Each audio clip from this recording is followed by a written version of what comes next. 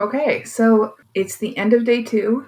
It has been, yeah, so it's very late in the day actually. It's after 10 o'clock at night. I've just been busy today. But yeah, so a little bit about my day today. Day two is often one of the hardest days when you start water fasting. But honestly, it's not been that bad. It's been even easier than I was expecting it to be. And I've done this a few times. So I'm crediting that to making sure that I take my electrolytes like right away when I start fasting and taking my electrolytes 3 times a day. So, what I do is, I'll show you the brand I said I would. It's an electrolyte powder. I found this on Amazon. There's different ones that you can get, but I got this one. So, this one is, so one scoop is, okay, so it has, in one scoop, it has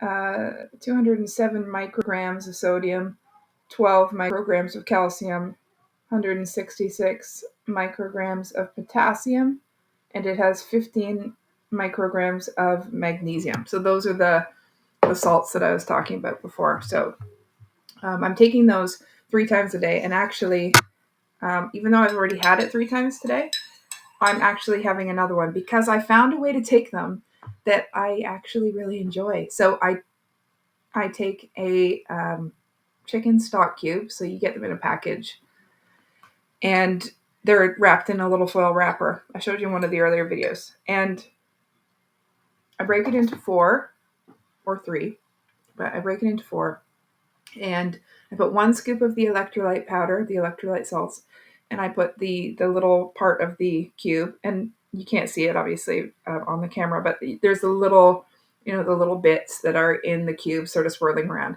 and it feels like I'm having soup. Like there's probably like 2 calories in it, maybe 4 or 5 calories, but there's virtually no calories in it. But it feels like such a nice treat. I think it's probably like Bovril. They have that in the UK. I think it's called Bovril. Anyway, it's kind of like a savory drink that people like. So it's a way to take the electrolytes that I can stand. So as I said before, the first time I did a fast, I mixed it in like half a cup of water, 100 mils of water, stirred it up, drank it down, and just like tried to get it down me. But it got to the point where I was like physically being sick and I actually couldn't do it anymore, even though I knew I needed to take them. So I'm so incredibly thankful that I found this way to make it work. So I'm a little bit flushed today. I don't have any makeup on, as you can see. Again, it's not like massive, but it's just because my blood sugars are dropping, and that happens when you're fasting, and that's normal because I'm not eating any sugar or carbohydrates. So of course my blood sugars are dropping. My insulin levels are dropping, and when that happens, when your insulin levels drop, I've learned that that means that your body is burning fat for fuel instead. So it closes the refrigerator and opens the freezer, so to speak. So all the food that you've got in storage. I just want to take a second and just mention that, fasting can actually be dangerous.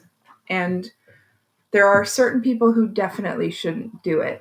So, first of all, if you are not, like, by your BMI considered overweight, then you shouldn't be doing a long water fast like this, in my opinion.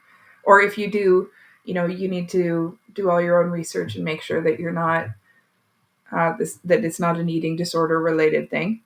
Um, so just be careful of that. Um, and like in my case, my BMI is in the obese category. It's not very nice to say, but it's true. And so because of that, I've got spare body fat, which is basically calories that my body is saving for a rainy day. That's what body fat is.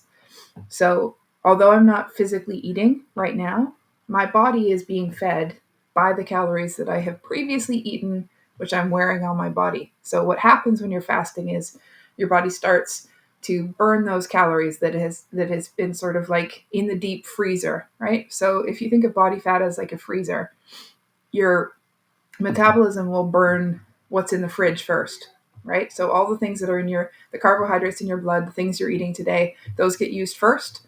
When your body runs out of that, then it has to find food from your storage. So that's what's happening. So I'm on day 2 and I was expecting to feel quite hungry today and quite low energy today, but surprisingly, I actually feel pretty good. So day 3 could be harder for me. We'll see. We'll see tomorrow. But as I said, I've been taking my electrolytes really well, and I feel really good. So um, drinking lots of warm tea, warm water, cool water, and taking my electrolytes. This is a fourth mug of this that I've had. Um, Sorry, just circling back to the people who shouldn't fast. So and the dangers of fasting. So people shouldn't fast. If you're pregnant, you shouldn't fast. If you have like obviously some sort of a serious health condition, then you need to probably talk to a doctor about it and or research it really well yourself to make sure that it's not going to complicate things for you. Having said that, I have come across a lot of research, and I'd encourage you to go and look for yourself, that suggests that fasting can actually have like a therapeutic application to help with certain illnesses and diseases like diabetes and even certain types of cancer, um, certain mental deterioration, dementia, Parkinson's, things like that. There's research that's coming out now that's suggesting joint inflammation, that is suggesting that these things actually get addressed by your body when you're fasting. And the reason for that is because when you're, so something called autophagy, which is when your body is actually, um, the term autophagy means self-eating. But what that actually looks like is in every cell in your body, your your little organelles inside each cell are making proteins that you need to live, right? But every once in a while, your cells, when they're making these proteins, they make a mistake. So that protein is kind of unusable and it's sort of left as junk and just sort of set aside in the cell, sort of garbage that's sitting, swimming around inside the cell. And every cell in our body has this. Now, when you're eating normally, your body just keeps replicating, keeps making proteins, keeps making proteins. It's like the switches on to like grow, divide, and replicate, right? So it's like our internal switch inside our cells. When you stop eating after 36 hours, um, your body starts something called autophagy, when all of those junk proteins and all of that other garbage that's inside all of our cells that are just part of the business of building, right? So it's like building work rubbish that gets accumulated in our cells. Our body actually cannibalizes those rubbish things and turns them back into building blocks to build more cells and more proteins with. So it's a really, really cool thing. So I'd encourage you to research autophagy. Etophgy, I think. I could be spelling that wrong. But anyway, it starts with an E, autophagy. So research that. It's super cool. And it's got these incredible like anti-aging health benefits as well. So when people tell you that fasting makes your body consume your muscle, that's actually not really true. Like your body does consume protein that's in your body, but most of that is garbage protein. And the reason is because your body, when you're fasting, I can't remember what part of your body it is. It's probably your liver. Excretes a huge amount of human growth hormone, which actually prevents your muscle mass from being deteriorated and actually boosts your muscle mass while you're fasting. So the opposite is actually true. So there's a lot of misinformation around this. So that's why I say do your own research, find your own experts that you follow. I have been totally convinced that for me personally, this is um, this is pretty close to an answer. Um, okay, so getting back to how it can be a danger and the people that shouldn't fast. If you're pregnant, if I didn't say that already, uh, it's not for pregnant people. Obviously, it wouldn't be for people who are breastfeeding either. So because it would, yeah, like you, anyway, not for those people. And so there'd be lots of instructions on the internet for that. So if you're not sure, then do some research about whether or not you're able to fast in your condition, whatever that may be. So the dangers of fasting, where people get into trouble with fasting, is a couple of things. But one of the biggest things is they, um, one of the biggest dangers actually is when they start eating again. So if you've been fasting for any amount of time, you can't just start eating anything. There's very specific things that you should eat when you start eating again.